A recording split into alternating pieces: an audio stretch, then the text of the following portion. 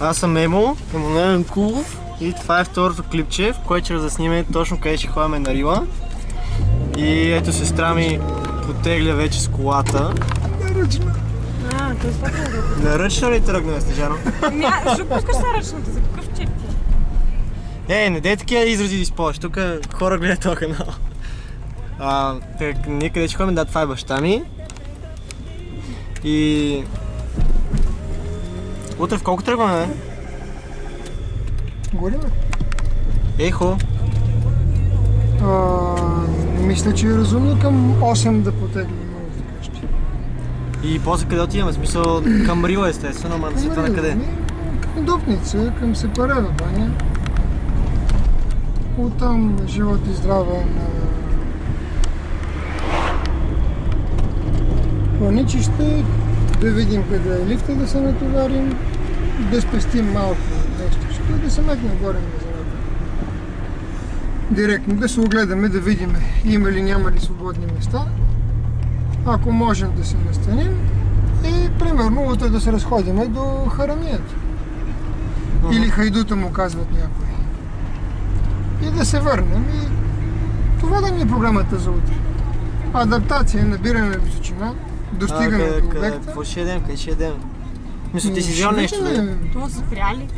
Божа работа. Или е спрял, или не е. Снеж, карай си.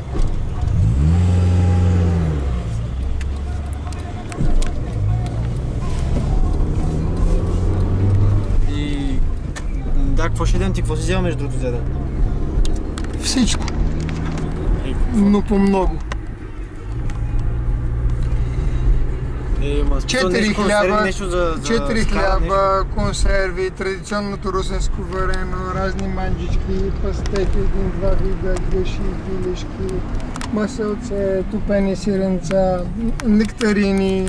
Така е много странно. С повечко гъщица на тръгване. И така. Сухи пасти, разбира се, рулца, руленца. Наденички каза ли? Не, наденички не съм взимал.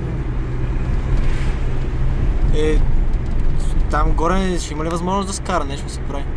Мисля, да си помниш? Въобще не съм разсъждавал по този въпрос. Не. Нали казаха, че няма правим скари и така нататък, че това не си е Кътненския Балкан. Няма правим скари, да си... Какво?